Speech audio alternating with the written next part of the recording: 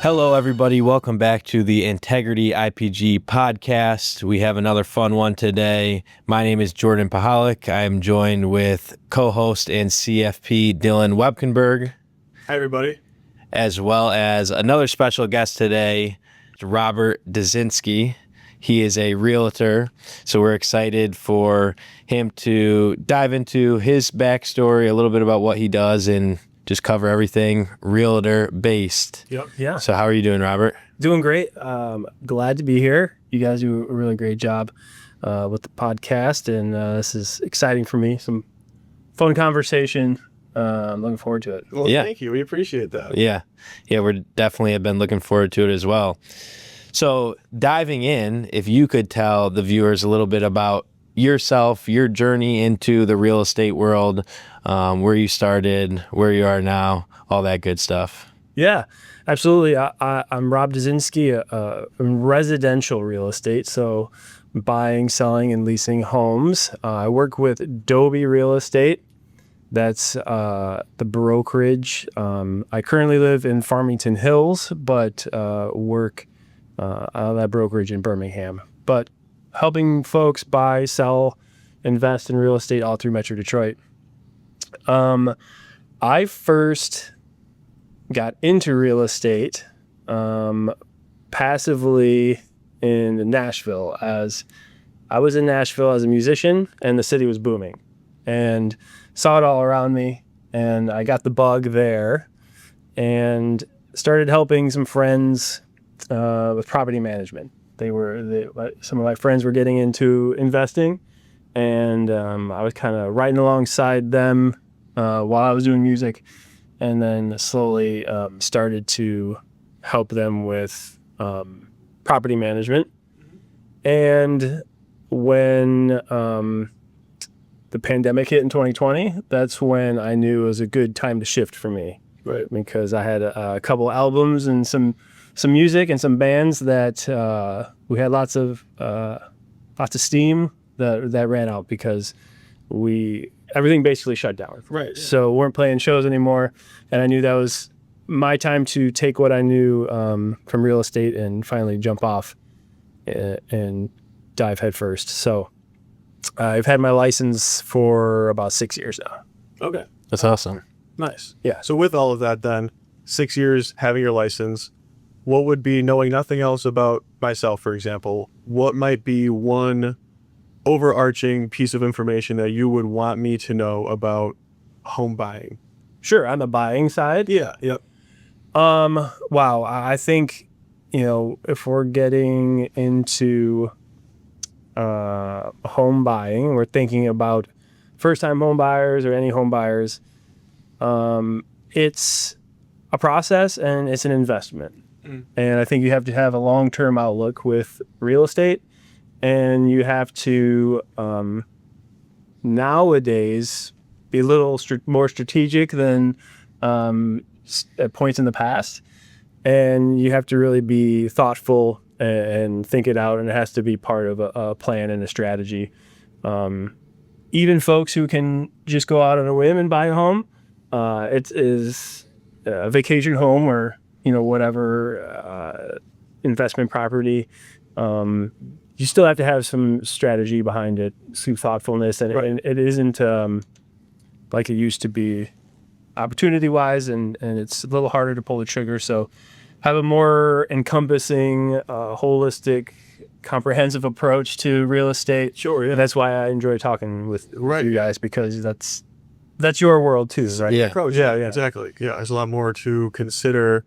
Just comparing the two industries for financial planning, there's a lot more for us to consider above and beyond just managing someone's assets. And same thing with you. It's not just getting someone into a house and then waving them goodbye and forgetting about them. There's a lot of other things that go into that type of decision. So Yeah, and just like any investment, as early and as often that you can put time, energy, and have the right conversations and learn about not just buying a home, but home ownership, as early and as often as you can start that process, the better off you're going to be in the long run. Yeah. So, Yeah.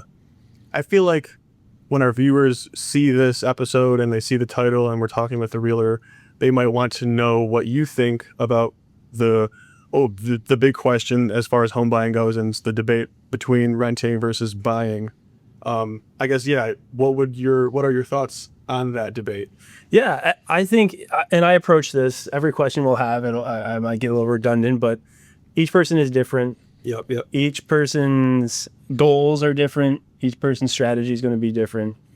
So it's a customized approach to everyone's strategy, right? So when it comes to renting versus buy, that was a question, right? Renting versus buy. Yeah. It really depends on your risk tolerance and your long-term goals and your long-term outlook. If you have a long-term outlook on real estate, establishing yourself in your career or a family, centering that all around a home and a specific location over the long term, owning a home provides way more benefits and dividends than renting. Yep. Right. And it has, if it makes sense with your goals and financially, and if you can afford it with all of the upfront costs, the closing costs, the maintenance, everything all encompassing in home ownership. Yeah. But on the other side, if you're living for somewhere for 2 to 3 years, or you're uncertain what your next steps are, maybe renting is the right option for you. Mm-hmm. Right? If you're young, just trying to get established, just starting your career, you might be putting more emphasis on your time and other parts of your life. Home ownership might not be for you, and renting is an easier solution. Yeah. Right. Yeah. So there's pros and cons to both. But I said, if you have a longer term outlook, if you have more of the independence and willing to take on the what it means to be a homeowner, you're not going to pay someone else. I mean, this is the ultimately what it gets down to, right? You're paying someone else rent, a landlord. You're giving them your money, and they're reaping the rewards of home ownership over a long period of time. And they ultimately can buy and sell that home when it appreciates, or that apartment. But if you own the home, you're slowly gaining equity. You're in control of that equity over time and the benefits of leveraging that. And then ultimately, over the right time horizon, your home value will go up. So you will be able to sell that home and make some money. That's a good and important distinction to make, I feel like, between renting and buying, because I feel like a lot of people, at least Jordan and my age, don't even think that it's like a right or a wrong.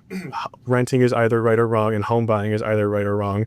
And your answer is like, well, no, they're neither right nor wrong. It depends on where you're at in life and what you know to be true about yourself and what's going on in your life moving forward. So if you have an idea about that, then home buying can absolutely. But, and you have to think about so many different factors, right? And it's not just a right or wrong. It's not clear cut. Mm-hmm. I've had friends who are entrepreneurs. They've started businesses, and they realized that they need to spend more time on business, or they wanted to travel. They Right. decided that they are pursuing other passions, and they've sold their home and started renting again, because now that gives them capital to start their business, mm-hmm.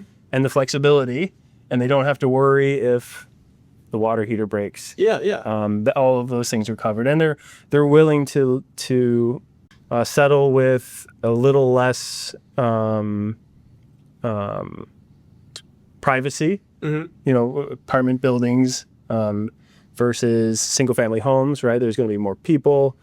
They're willing to not have all of the amenities. They can't make renovations to the apartments, but they don't need that. Yeah. And they don't need, my friend wanted to start a business, and my other friend wanted to travel, and they didn't need a home. It didn't make sense to take on that risk because they just had other goals in mind. Yeah, right. So, and that decision was neither right nor wrong. It was just, it made sense for them in the moment, so they did what made the most sense. Yeah, and if for younger folks in their 20s, if you plan on scaling your career, a lot of times that means relocating. Sometimes you'll get a great relocation package, and sometimes if the employer will help you out and everything. But other times that means you're going to need to move every 2 years, Right. and you can't. It's not a wise investment to buy and sell a home within a couple of years. Yeah. So definitely have that longer term outlook for sure. I have a question. It's kind of similar to what we've been talking about, because I feel like I know a good amount of people in their later 20s, early 30s that are on the cusp of thinking about purchasing a home within the next, year, couple years. And I feel like I hear this from them a lot when it comes to waiting for the perfect market. Like they have the funds and they could do it now, but they're, I want the interest rates to fall a little bit, or I want the house prices to fall a little bit. What are your thoughts on waiting for the perfect market? Yeah, that's a great question. And it's a question that we as realtors have been answering since essentially 2020, when we've had big shifts in affordability, big shifts in mortgage rates, interest rates, and the conversation hasn't stopped since then. So timing the market in real estate is very similar to investing, right? You have this conversation all the time. Yeah. Timing the market is futile. It's a losing strategy. Yep. You have to, again, invest early and often with long time horizons. And if you're waiting, you're losing. And what we've seen in real estate is that prices have consistently gone up. Rates have not come down. And those sitting on the sidelines are hurting themselves if their goal truly is to own a home and have that long-term outlook. They're really hindering their ability to cash in on the appreciation. Right. And when they go to buy a home, it's worth more. Yeah, and from last year or 2 years ago or 3 years, however long you've been waiting, you're buying a higher priced home every year. So, the folks who truly have the long-term home ownership goal in mind are losing by waiting, because you're doing yourself a disservice by not really getting in early and often. Right. You're paying more. So would you say you agree with the popular saying of marrying the home and dating the rate? That way you set in a fine line of, what you're paying for the house, the rate. Best case, that rate could come down by refinancing. Worst case, the number that will be stuck to it. Sure. I definitely appreciate the sentiment behind that. I don't use that phrase. I personally think it's just a catchy phrase used to help convince people that the rate's fine. Just go ahead, do it. Sure. But I think what you're trying to say and what I say is, knowing is half the battle, right? Knowing what your monthly payments are going to be, knowing what your upfront costs are going to be, knowing what your mortgage rate is, and locking that in. Now you have a foundation to build some of your other finances around. Right? Yeah. And having the ceiling for your, like you said, there's a ceiling for your mortgage. And, once you have a mortgage rate, it can go higher. It can go lower, and you can adjust accordingly. But I don't ever advise anyone to plan on that. Yeah. You're just gambling. You're timing the market there again. Yeah. So it's partly setting the foundation, knowing your numbers, so you can then establish how much you're saving. This is where you guys come in. Right? And then, all right, we know the monthly payment. Now we're establishing how much to invest and save. And I mean, you should be having those conversations before you buy a home too. But yeah, it's more of just locking in a ceiling and building that foundation and knowing exactly what it is. You can sit around on the sidelines and guess how much you're going to pay, what the rate's going to be, how much do I set aside, and then you get paralysis by analysis. And again, the waiting game comes into play, and you're missing out on the strength behind setting your foundation, knowing and moving forward. And if you're lucky enough to refinance with a lower rate, fantastic. But it's really just setting the ceiling and setting the foundation for making all the decisions for the rest of your life. Yeah, no, that makes perfect sense. I feel like I have a question about kind of piggyback on that conversation. For myself, I'm currently renting and I'm beginning to consider looking into buying my first home. However, the cost of a potential mortgage, let me back up. The way I'm currently going is I can pay for my rent and also save and invest some money in the meantime. If I were to pursue a home and take on a mortgage, I would be able to afford the mortgage, but no longer be able to save and invest my money. Sure. This is the scenario. What do you think, not knowing anything else, what do you think I should do? Continue to rent and save and invest, or pursue a home, not save and invest, but almost use that as like an investment? Yeah, I that's a great It's question. a loaded question. No, it's great, and it takes a lot of consideration. Mm-hmm.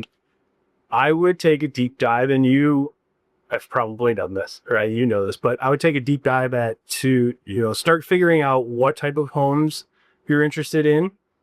Start to consider the average appreciation rate.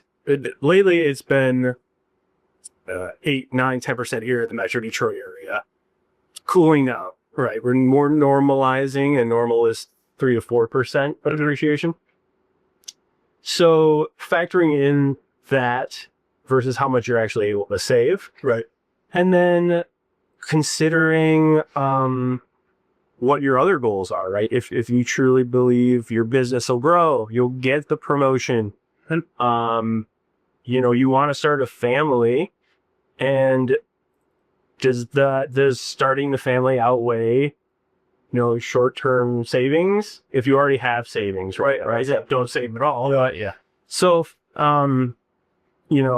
I would say factor in all of those things. If we're talking about saving, a couple $100 a month, then I think there's a lot more benefits in the long-term outlook with real estate. Right? Yep. And then, give yourself the confidence and grace as young professionals to know that you will have better salary in the future, and things will get better. But in the short term, you just gotta work out this chunk of your life, your finances, the foundation, and build from there. So Yeah. if you already have savings, I think that's a different conversation. But not having savings, Right.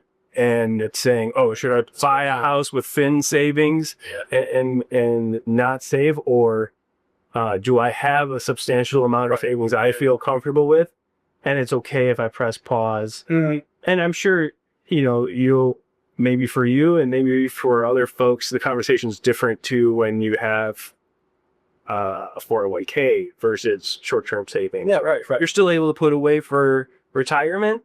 And this is what I'm a realtor. I'm defaulting guys for these things, right? And in my mind, when I talk about this stuff, maybe there's different types of savings, and buying a home and still putting away for retirement.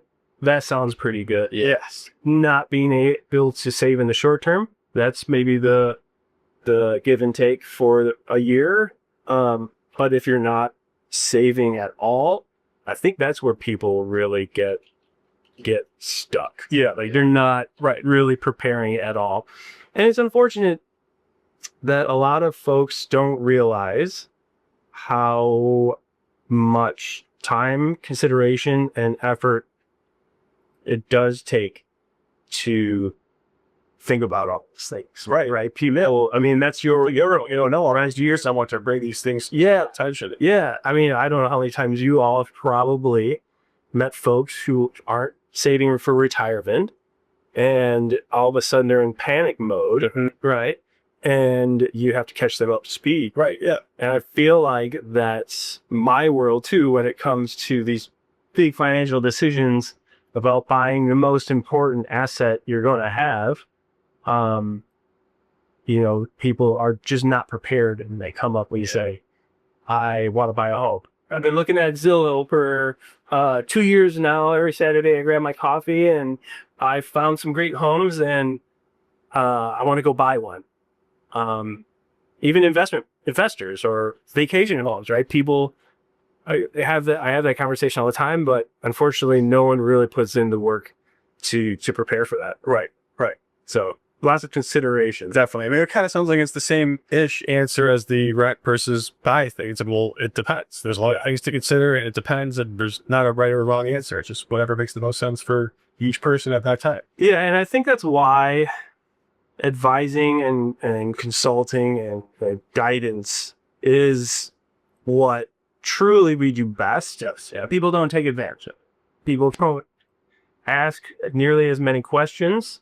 They don't learn as much as possible, and that goes for your world and my.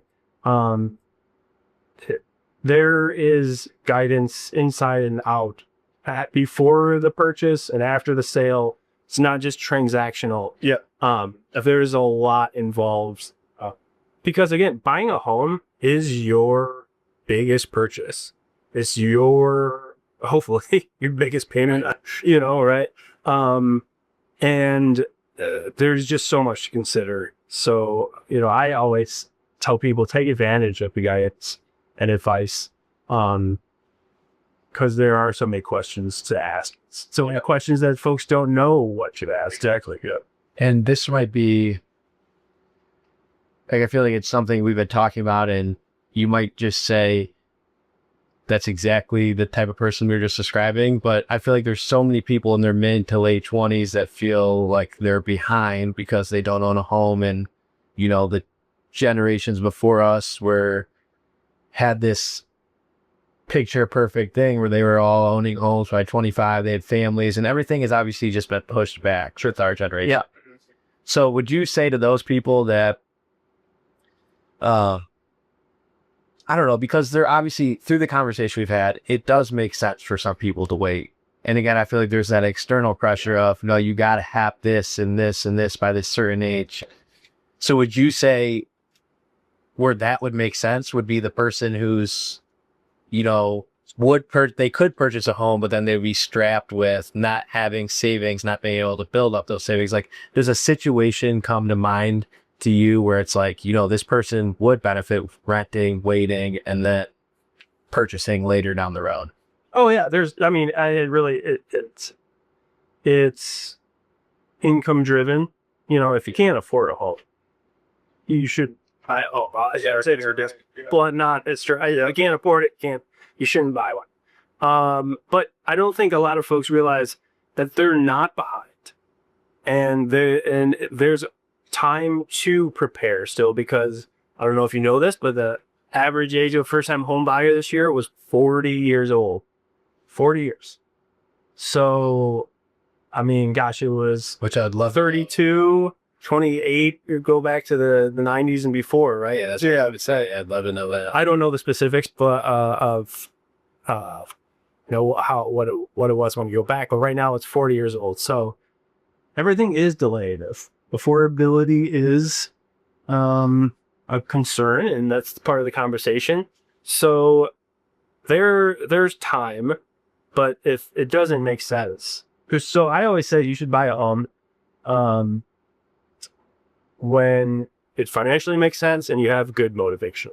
Right? If you have good motivation because you want to own a home and you have a family, or just feel like staying put, but it doesn't make sense financially, then you shouldn't buy a home. Right. Yeah. Right. And if it makes sense financially, but you don't know where you want to be in 2 years, your job or your business is a little shaky, and you might have to change things up, or you just have different goals. You want to buy a bass boat and go fishing every week. Then if those are your goals, that's different. Right? And then you don't have the right motivation. So that makes sense. Yeah. That's how I kind of have that conversation. Does it make sense financially, and you have the right motivation? Yeah. That was my motive kind of behind that question, because like you said, I feel like there are so many people that feel like they're falling behind, or they're not checking off these boxes at certain ages, when in reality, that's just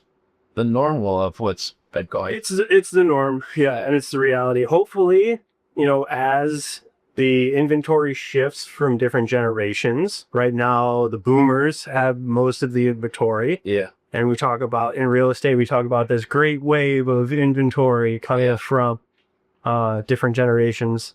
Opportunity will come up, and the younger generation will be able to make it make sense more. But yeah, there are common themes throughout all of the home purchase side of that trigger. Yeah. So as we're coming to the end a little bit here, wanted to go through one quick segment. We have, I want to say 4 or 5 questions that just want to throw by you. It's a couple things that we've talked about too, and you tell us true or false, and then maybe like a 15-20 second noise. Sure. Okay, a little rapid fire. Yeah, it's something different that we're trying, so I think this will be cool, but just to kind of knock off some stuff pretty quick. The first one, I feel like that, I mean, this was definitely, I was part of this group of people. I was just under the assumption that when I want to get my first home, I have to put down 20% of the price. Is that correct? No, that is a big myth. And I'm not a mortgage professional, so definitely talk with a mortgage professional about your mortgage. But the average down payment is, I think, 8 or 9% right now. You can get mortgages as low as 3%. There are all types of mortgages, FHA, VA. There are assistance programs out there. And there are program specific, career specific as well, that gives you incentives and help you lower those upfront costs, especially down payments. Okay. So no, you don't need 20%. Okay. Good to know. Yeah, the next one, and it's kind of funny because I feel like we've had conversations about this since we've had conversations with you and just other people in the industry.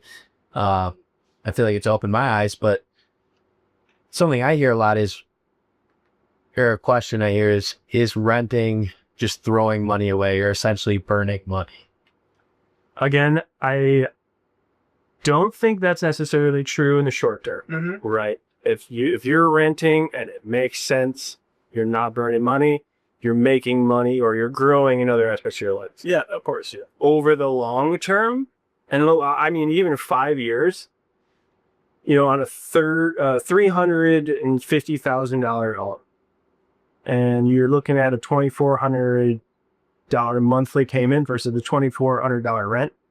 I mean, you're talking about $100,000+ swing in equity, because you're going from paying a landlord $2,400 to building equity off that $2,400 over 5 years. So to compound that to 10, 20, 30 years, paying a landlord is throwing a little bit. Okay. So over that time span, I would say yes. Oh, that makes pretty sense. Yeah.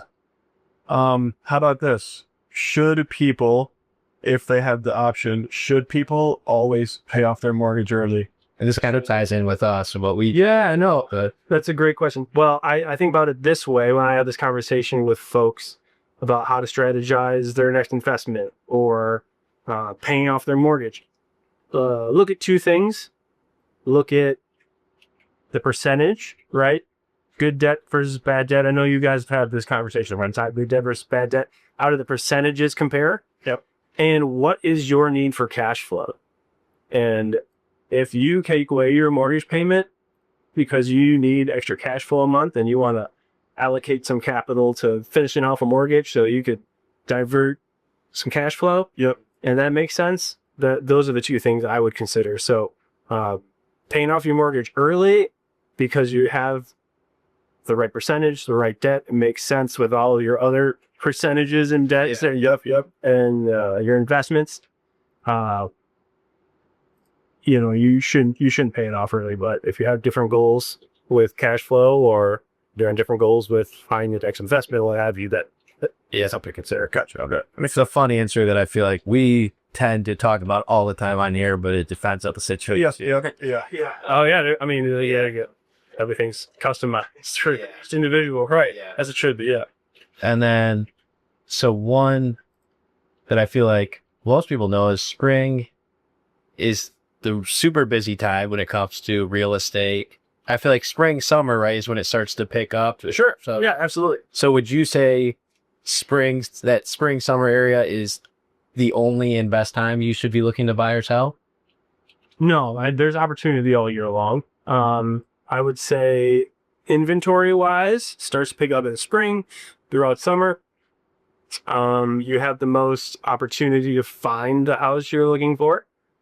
Interestingly enough, equity wise, deal wise, you're probably going to pay less in the wintertime. January is a great month to go find a deal. Yeah. And then, homes that would sell for, a premium in May through July aren't selling for a premium in January. So you might have to give and take your search. The inventory is not there in January, as many homes to look at, but you might find a great deal and, save a couple $1,000, tens of thousands of dollars if you think about it that way. So yeah. All right. And then the last one to wrap it up would be, and we talked about this last week, I feel like, do all renovations increase your home value? No, this is a clear and easy answer. Okay. Not all renovations do. Not all renovations increase your home value. The ones that do matter are the ones that touch on two things: functionality and appeal. Typically curb appeal. So things that are functional and have been curb appeal, your garage door, your front door, siding, those are the best renovations. Other than that, minor renovations that improve things that really need to be improved are great renovations to improve your value. But renovations that turn for instance, good kitchen into a luxury kitchen might not make sense. You might not get your return there. Right. Customized renovations, if you really want to turn your entire basement into a home gym, not everybody is going to appreciate that. So, no, not all renovations will provide good returns on No, that's a great answer. It's a great answer. And this is how we've ended, or how we like to end the episodes with guests, is if you could say one thing to the listeners and viewers that they should try to take away from this episode, what do you think that should? And maybe you've already said it earlier too, so if it's a repeat answer, then that's all right too. Well, the one thing is probably I'll split them real quick to prepare as early and often with knowledge, considerations into purchasing. We talked all about home purchasing. We didn't talk about selling at all today, but early and often, think about it, prepare, really make those considerations leading up to your purchase. And then 2, get advice and guidance as long as possible, as long as you can. Because not all realtors, brokers, are there to convince you to buy a home. They're truly there to guide you before and after the transaction. So yeah, ask questions, part of preparation, or get as much guidance and advice as possible. Yeah, that's something we've talked about. We really appreciate about you, because you kind of have a similar approach to that we do when we meet with people. Is we like to have a lot of it be educational. We're not here to push something on you, or we want you to have all the information in front of you, and from there you can make an informed decision, whichever way. But you deserve to at least know everything that you don't know. Yeah, exactly. And no is a very strong answer when you put all of the tools in front of someone and you help them prepare as much as possible, and it doesn't make sense. They don't have the right motivation to sell, and they can confidently say no. Good. Now we have the tools to move forward. Later with the rest of our lives, and maybe buy a home next year. So that pretty much wraps it up for episode 13 of the Integrity IPG podcast with special guest Robert Duszynski. So with that being said, thank you guys for listening, and we will see you guys again in 2 weeks. This information is provided for educational purposes only and should not be considered real estate, legal, tax, or financial advice. Real estate investing involves risks, including market fluctuations, liquidity constraints, property-specific risks, and the possible loss of principal. There is no guarantee that a property will increase in value or be sold at a profit. Consult with qualified real estate, tax, legal, and financial professionals before making any real estate investment decisions. Robert Duszynski and Dobie Real Estate are not affiliated with the ON Equity Sales Company or ON Investment Management Company. Securities offered through the ON Equity Sales Company, member FINRA/SIPC, 1 Financial Way, Cincinnati, Ohio, 45242, 513-794-6794. Investment advisory services offered through ON Investment Management Company.